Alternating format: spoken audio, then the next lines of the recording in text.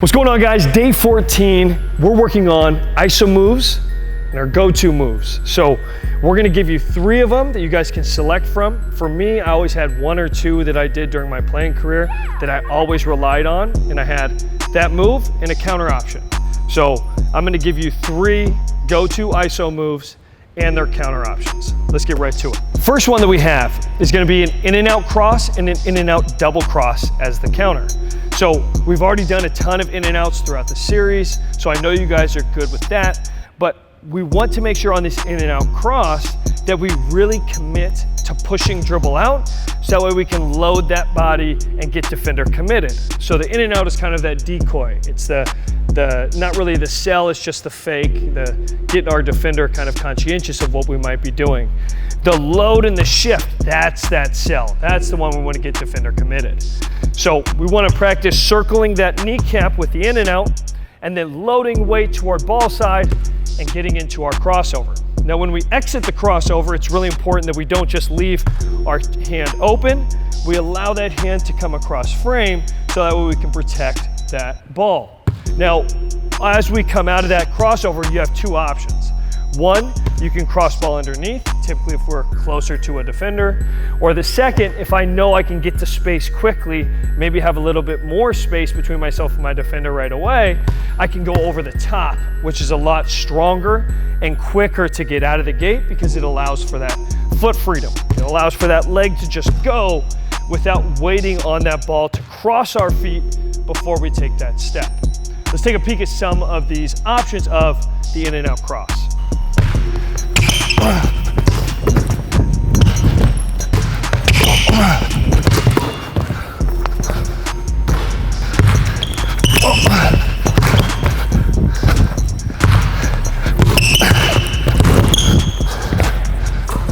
So the counter move to the in and out cross is gonna be in and out double cross. Now the secondary move that we have after that crossover can be anything. It could be a crossover again. It could be a between the legs, which is a lot more stronger of a move.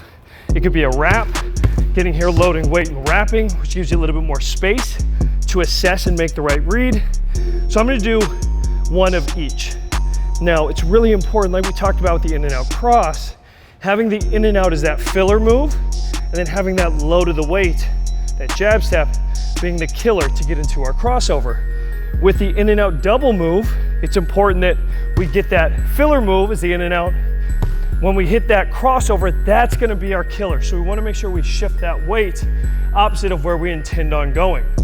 Make sure you really sell that so that way we can get our defender committed to operate opposite of where we want to go.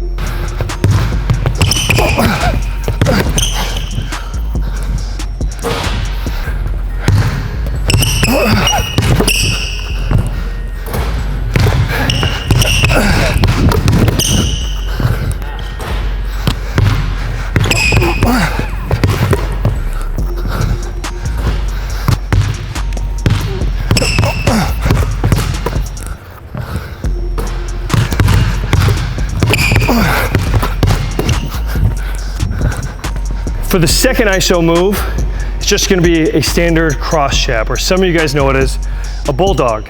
Don't know why it's called bulldog, so we're gonna go with cross jab. On the cross jab, same kind of concept for the in and out cross, very efficient, it's very controlled, there's not too many moving parts. We just have to get really good with our timing, with our shifts. So on that cross jab, it is exactly how it sounds.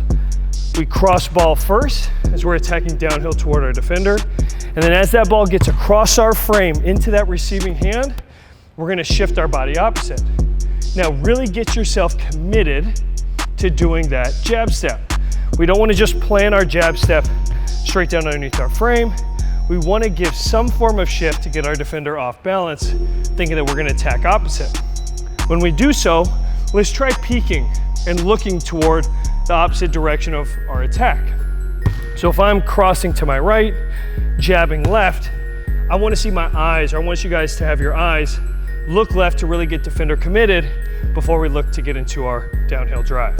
Let's take a peek at what that option would look like, and then we're going to go through our counter, which is going to be a double move out of that cross jab.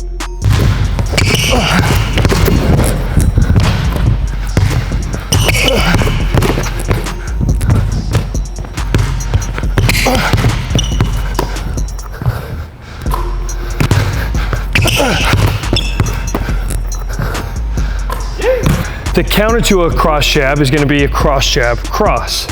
Now, the best way for us to be able to get into an explosive counter move for a cross jab is just by going into a hand-to-hand exchange. We push ball either low underneath the knee or over that frame, over the knee. So under cross or that push cross. So when we do that cross jab, make sure that the first action, the cross jab, isn't what we're trying to sell. You try to fill that action, so get your defender just conscientious. Make them think like, oh, it's gonna be just a standard cross jab and go. And then when we load out of that cross jab, that's where I wanna see our attention. I wanna see your load step and being able to load weight, and I wanna see your eyes looking toward that ball side, and then we're gonna get into that counter cross, pushing in the opposite direction. Now, just like the in and out cross, make sure that offhand is controlled. Make sure it's not just staying open, leaving that ball vulnerable for the defender, and also make sure that you don't just keep that ball attached to your hip. If we're blowing by a defender and I keep that ball really narrow, as I pass that defender's frame, even if they jump a little bit, they can still reach that. But if I have the ball a little bit more extended, now it's going to give me the opportunity to blow by my defender without having them affect that little tip.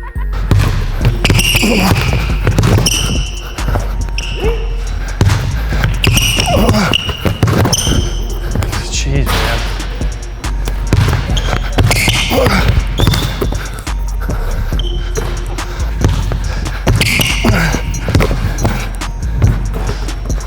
The third ISO go-to move is going to be a shark dribble. So any type of shark sequence. And James Harden does this probably better than anybody in the league, anybody in the world.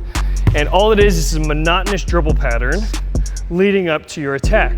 So if I have my defender who's waiting for me there at the three-point line, and I start dribbling monotonously between cross, between cross, between cross, as I do so, I'm reading how their feet are being played, or how their feet are playing me. So if I can go between cross and get to a position where that right foot is in the middle of my frame, I know that I'm going to attack in that direction.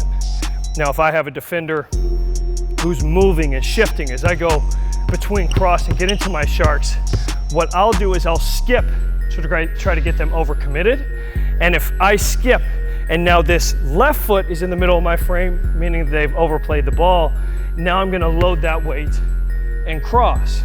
So this is a great way. It's a protected dribble leading up into our counter move, and it just slows the game down for us. So I'm here, I'm seeing what the defender is giving me, and then as soon as I read that I have an option, I look to attack it right away. Make sure that we're really controlled with our dribbles. Make sure that your body is in a little bit more of a downward presence, so that way if I see something, I can attack in that out of that position right away.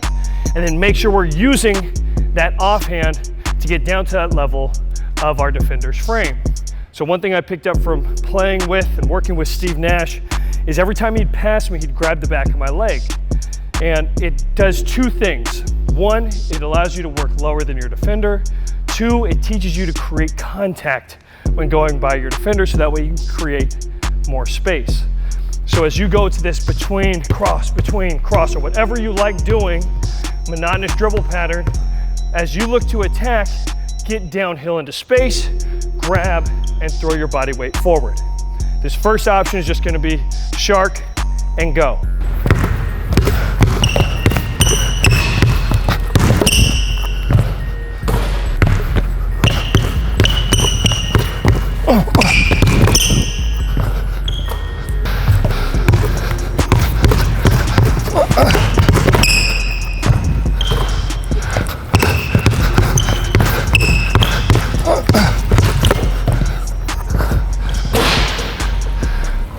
Counter option to a shark and go is going to be shark, skip, and cross.